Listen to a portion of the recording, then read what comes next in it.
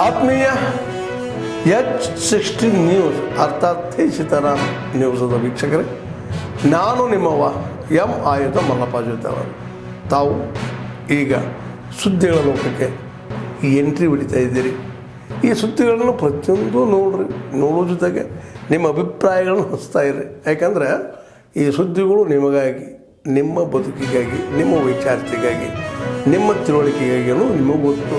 ಜೊತೆಗೆ ನಮಗೂ ನಿಮ್ಮೊಂದಿಗೆ ಇದೊಂದು ಮಾತಾಡುವಂಥ ಜೊತೆಗೆ ಸುದ್ದಿಗಳನ್ನು ಬಿಡುವಂಥ ಕೆಲಸ. ಈ ಕೆಲಸದಲ್ಲಿ ನಾವು ನಿಮ್ಮೊಂದಿಗೆ ಇದ್ದೀವಿ ಅಂತ ಹೇಳ್ತಾ ನೋಡ್ತಾ ಇರಿ ಸುದ್ದಿಗಳನ್ನು.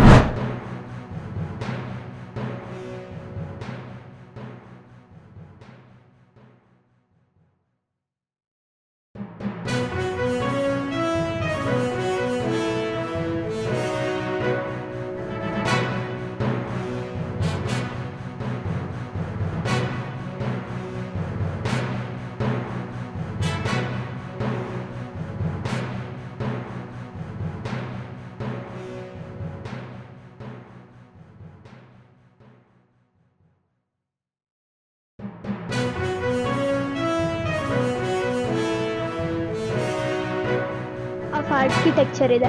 ಈ ಥರ ಸ್ಥಳ ನೀವು ಎಲ್ಲೂ ನೋಡೋಕ್ಕೆ ಆಗಲ್ಲ. ಇಲ್ಲಿ ಮೇಂಟೆನೆನ್ಸ್ ಎಲ್ಲ ಚೆನ್ನಾಗಿದೆ ಮತ್ತು ಇವತ್ತಿನವರೆಗೂ ಪ್ರಿಸರ್ವ್ ಮಾಡಿದ್ದಾರೆ. ಇದು 200-300 ವರ್ಷ ಹಳೆಯದಾದರೂ ಇದು ಇವತ್ತಿನವರೆಗೂ ಅದು ಆರ್ಕಿಟೆಕ್ಚರ್ ಅದ್ರ ಯುನಿಕ್ ಸ್ಟೈಲನ್ನೆಲ್ಲ ಪ್ರಿಸರ್ವ್ ಮಾಡಿಟ್ಟಿದ್ದಾರೆ. ಇದು ತುಂಬ ಆಶ್ಚರ್ಯವಾಗುತ್ತೆ. ಹಂಗೆ ಇಲ್ಲಿ ಹೋದರೆ ಕ್ಯಾಂಟೀನ್, ನೀರಿನ ಸಪ್ಲೈ ಎಲ್ಲವನ್ನು ನಮ್ಮ ಕಂಫರ್ಟ್ಗಾಗಿ ಇಟ್ಟಿದ್ದಾರೆ. ಇದು ತುಂಬ ಇಷ್ಟ ಆಯಿತು ನಮಗೆ ಚಿತ್ರದುರ್ಗ. ಮಾನ್ಯ ಮುಖ್ಯಮಂತ್ರಿಗಳ ಭಾಳ ಪ್ರೀತಿಗೆ ಪಾತ್ರರಾಗಿರ್ತಕ್ಕಂಥ ಜಾತಿ ಜನಗಣತಿ ಬಗ್ಗೆ ಅಂತಿಮ ತೀರ್ಮಾನ ತೆಗೆದುಕೊಳ್ತೇವೆ ಅಂತೇಳಿ ಕ್ಯಾಬಿನೆಟ್ ಮೀಟಿಂಗನ್ನು ಕರೆದಿದ್ರು. ನನಗೆ ನೆನ್ನೆ ಬಿಜಾಪುರದಲ್ಲಿ ಕೇಳಿದ್ರು ಪತ್ರಕರ್ತರು, ಏನು ಸರ್ 4 ಗಂಟೆಗೆ ಕ್ಯಾಬಿನೆಟ್ ಮೀಟಿಂಗ್ ಇದೆ, ಏನು ತೀರ್ಮಾನ ಮಾಡ್ಬೋದು ಅಂತ ಕೇಳಿದ್ರು. ನಾನು ಹೇಳಿದೆ 4 ಗಂಟೆಗೆ ಕರೆದಿರೋ ಕ್ಯಾಬಿನೆಟ್ ಮೀಟಿಂಗ್ ಏನೂ ತೀರ್ಮಾನ ಆಗೋದಿಲ್ಲ, ಇನ್ನೂ 3-4 ವರ್ಷ ಆದರೂ ಏನೂ ಮಾಡೋದಕ್ಕಾಗೋದಿಲ್ಲ. ಕಾರಣ ಏನು ಅಂತ ಹೇಳಿದ್ರೆ ಈ ಮುಖ್ಯಮಂತ್ರಿಗಳಿಗೆ ಇಚ್ಛಾಶಕ್ತಿ ಇಲ್ಲ. ರಾಜ್ಯದ ಮುಖ್ಯಮಂತ್ರಿಗಳಿಗೆ ಇಚ್ಛಾಶಕ್ತಿ ಇಲ್ಲ. ಹಿಂದುಳಿದ ವರ್ಗಗಳಿಗೆ, ಪರಿಶಿಷ್ಟ ಜಾತಿ, ಪರಿಶಿಷ್ಟ ಪಂಗಡಗಳಿಗೆ ನ್ಯಾಯ ಕೊಡಬೇಕು ಅನ್ನುವ ಇಚ್ಛಾಶಕ್ತಿ ರಾಜ್ಯದ ಮುಖ್ಯಮಂತ್ರಿಗಳಿಗೆ ಇದ್ದಿದ್ದೇ ಆದರೆ ಇವತ್ತು ST ಡೆವಲಪ್ಮೆಂಟ್ ಕಾರ್ಪೊರೇಷನಲ್ಲಿ ಇಷ್ಟು ದೊಡ್ಡ ಹಗರಣಕ್ಕೆ ಅವಕಾಶನ ಕೊಡ್ತಾ ಇರಲಿಲ್ಲ.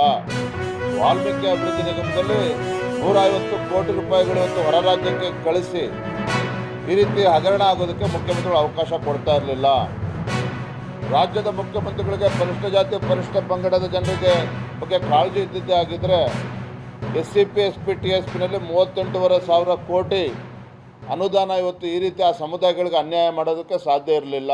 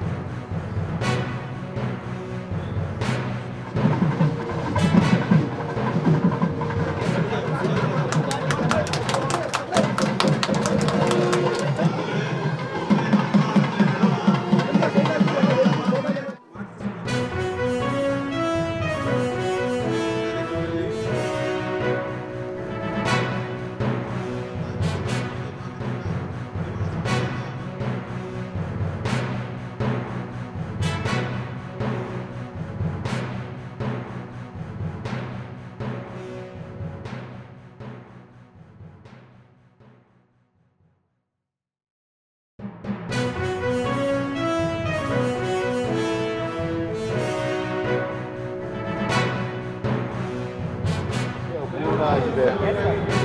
ನಿನ್ನೆ ಕ್ಯಾಬಿನೆಟ್ನಲ್ಲಿ ಚರ್ಚೆ ಆಯಿತು, ಅಪೂರ್ಣ ಆಗಿದೆ.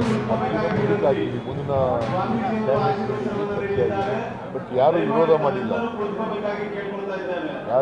ಮಾಡಿಲ್ಲ. ಮತ್ತು ಪತ್ರಿಕೆಯಲ್ಲೆಲ್ಲ ಬಂದಿದೆಯಲ್ಲ, ಏನು ಜೋರಾಗಿ ಮಾತನಾಡಿದ್ದು ಒಬ್ರಿಗೊಬ್ಬರಿಗೆ ಇರ್ತಾವೆಲ್ಲ.